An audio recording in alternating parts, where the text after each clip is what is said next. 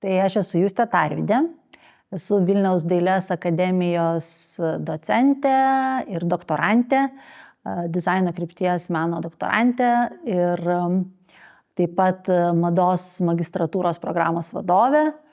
Tai mane tikriausiai dažniausiai ir galima rasti akademijoje su studentais, taip pat įvairiose meno renginiuose, taip pat gamtoje, kur aš pabėgu, sodyboje, pjaunant žolę ar ravint lavandas. Tai mada kaip reiškinys, jinai evoliucionavo taip drauge su žmonija, bet kaip terminas, kurį mes dabar suprantame kaip šiuolaikinė mada, tai jisai pradėjo formuotis XIX amžiaus viduryje maždaug. Ir aišku, kad tai siejama ir su pramonės revoliucija, ir su modernizmu, ir su kapitalizmo visa sistemos formavimusi. Ir būtent vartotojiškos visuomenės susiformavimas kaip po tokios labai aiškiai susisieja ir su mados fenomeno raiška. Ir ypatingai, aišku, 20-ame amžiuje pradėjo labai taip ryškiai struktūruotis, labai mada. Tiesiog, jeigu jinai anksčiau judėdavo šimtmečiais, tai tada jinai sugreitėjo, kaip ir visas gyvenimo tempas pagreitėjo, jinai pradėjo formuotis dešimtmečiais, jinai tapo labai tokių ryškių visuomeninių pokyčių rodiklių ir kaip ir gyvenimas, matyt, ankstesnėse istorinėse epochose jisai lėčiau kito, tai dabar, su kuo mes siejame madą, kad jinai yra pastoviai permaininga, kad jinai yra nenuspėjama, tai jinai yra tokia dėl to, kad ir gyvenimas yra labai permainingas, greitas ir nenuspėjamas. Tai mados psichologija kaip disciplina, jinai tyria, kaip apranga veikia žmonių ne tik elgesį, bet kartais ir mąstymą. Ir yra labai daug skirtingų aspektų. Iš vienos pusės labai įdomu mados psichologams stebėti būtent tą raišką, kaip asmenybė gali būti išreiškiama per labai materialius dalykus, per drabužius. Taip pat, tarkim, stebi ir įvairias psichologinės disfunkcijas ir kaip jos atsispindi madoje, nes iš esmės labai greitai pasikeičia žmogaus elgesys, kai jisai, tarkim, atsiduria depresyvioje situacijoje, kai jisai suserga depresiją. Arba kaip tik, jeigu jis yra visai kitoje raiškoje, jeigu jis yra kažkokia euforija, vėlgi kitaip. Tai tiesiog, kadangi psichologija analizuoja elgesį, žmonių elgesį ir mada yra elgesys, apranga yra elgesys, tai patys įvairiausi aspektai gali papulti į jų tyrimų lauką. Netgi pats vartojimas, kaip mes perkame madą, kaip mes ją pasirenkame, ir tai irgi papuola į mados psichologijos akiratį ir irgi sako ir kartais identifikuoja labai daug apie šiuolaikinį vartotoją. Kas dar yra galbūt svarbu, kadangi dėstau šį dalyką Vilniaus dailės akademijoje, kad šiaip persipina dvi tokios disciplinos, kad mados psichologija dažnai papildo ir sociologiją. Ir jeigu mados psichologija eina per tokią individo prizmę, kaip kažkokį gali vieną ar kitą individą paliesti ir taip eina į tokį intimų santykį, tai sociologija galbūt labiau apibendrina ir žiūri į tokias bendrinės tendencijas, kaip vartojimas ar kažkokios kryptis mados ir kaip jos atliepia visuomenės kažkokius tai, nežinau, lūkesčius ar išraiškas.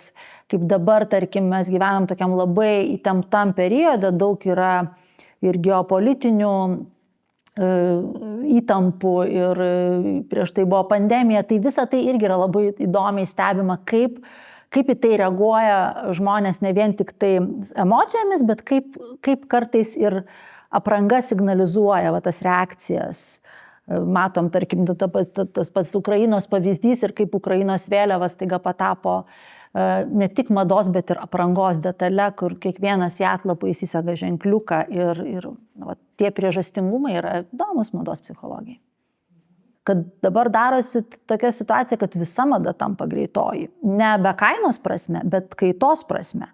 Ir dizaineriai žiauriai perdega. Jie tiesiog nespėja generuoti tiek kolekcijų. Kolekcijos tik pasirodo, iš karto nori kažko naujo ir tai devalvuoja patį kūrybinį procesą. Nes jie kuria, jie sudeda daug savęs ir paskui visą tai labai staigiai nuvertėja ir visuomenė pastoviai nori naujienų. Tai jeigu nepradės keistis visa ta sezonų sistema, mano tai tokia ne utopinė, bet visai manau, kad konceptuali idėja būtų pasiūlymas, kad daryti ilgesnius sezonus, kad būtų, tarkim, kolekcija ruduo žiema 2026-36 metai. Ir reiškia, kad 10 metų paliekam, kad tai galioja. Galbūt žmogus daugiau už tai gali mokėti, gal ir daiktas gali būti kokybiškesnis, bet jis žinos, kad tai bus ilgam. Čia aišku, aš juokauju, bet iš esmės tikrai, jeigu greitoji mada nieko neišgelbės, ir tik toliau blogins situaciją dėl to, kad viską, net ir kažkokius ekologinius judėjimus, mes žinom, kas yra greenwashingas, jie viską paverčia, vis tiek komercializuoja ir paverčia pardavimais. Daugybė yra melo užslėptų už gražių etikečių. Bet labai svarbus yra vienas faktas, kas yra paskaičiuota ir yra oficiali statistika, kad šiai dienai yra prikurta, prigaminta tiek drabužių, kad mes galime aprengti 6 kartas į priekį žmonių tiek, kiek jų dabar yra, kiek ten 8 milijardai. Reiškia, 6 kartus dar jau yra tiek padaryta. Ir vis dar darom, ir vis dar. Kai formuojasi atskiros, dabar tekstilės atliekos, jos taip ekologinė krizė, bet jos tampa jau landšafto formavimo tarša. Jos virsta kalnais, jos virsta kažkokiais dariniais, kur jau nebe sąvartynas, bet tai jau tampa tiesiog landšafto dalis ir yra kolegų doktorantų, kurie jau studijuoja ne tekstilės, bet studijuoja visokią industrinę taršą, kaip jinai virsta žmogiškuoju landšafto formavimo būdu ir kaip žmogus pradeda netgi taip veikti. Tai aš labai norėčiau, kad kažkokiu tai būdu tai sustotų, kad tos apsukos sustotų. Dalinai jaunoji karta mane džiugina, nes aišku, gal tai burbulai, bet bent jau mano terpėje, Dailės akademijos terpėje, visi supranta, kas yra greitoji mada ir kiek reikia ją riboti.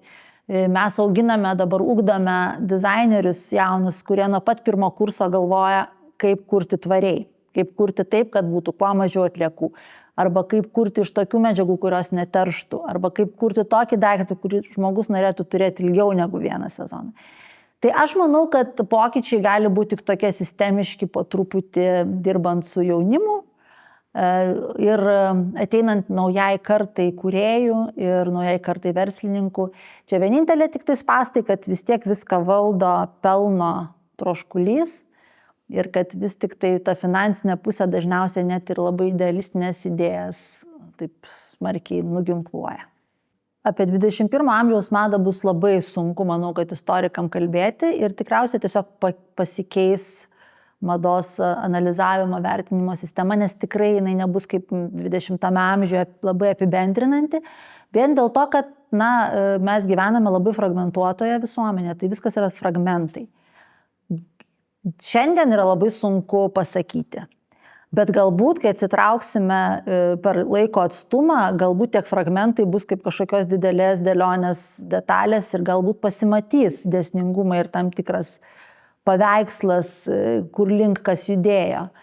Bet ne veltui yra ne viena teorija apie mados mirtį, apie tai, kad mada kaip fenomenas, kurį mes žinojom istoriškai arba bent jau turėjom suformuotą 20 amžiuje, kad kaip po tokia jinai jau nebeegzistuoja ir dalinai būtent greitoji mada, būtent tie tempai, tas godulys, troškulys ir perteklius ir nesugebėjimas įvertinti dizainerio darbo ir to tokio ilgalaikio vartojimo, tai matyt, kad ir iškreipia. Manau, kad būtent verslas, kapitalas, pelnas iškreipė ir sugadino ir sužlugdė mados tą sistemą, kokia jinai buvo iki tol, jinai dabar yra kitokia, bet dėl to mes apie ją kalbam taip gana negatyviai, toksiškai ir jinai dabar kratosi to tokio vienos didžiausių teršėjų etiketės. Ir labai liūdna, kai net ir studentai, kurie įstoja mylėdami tą dalyką, bet jie jau studijuodami supranta, kad nejaugi mes prisidėsim prie viso to, kas ir taip yra. Kam reikia dar vieno dizainerio? Kaip čia dabar gelbėti tą pasaulį? Tai jų rankose matyti viskas, Bet aš manau, kad taip, kad mada tiesiog pasikeitė ir mes jau nebegalėsime apie ją kalbėti taip kaip apie 20 amžiaus madą. Vis dar tikriausiai ją taip vadinsime, bet jinai dalinai mirė ir bus toks Frankensteinas susiuvinėtas iš fragmentų. Šiaip tai, kalbant apie Lietuvos mados vartotojus, mane jie kuo toliau, to labiau džiugina.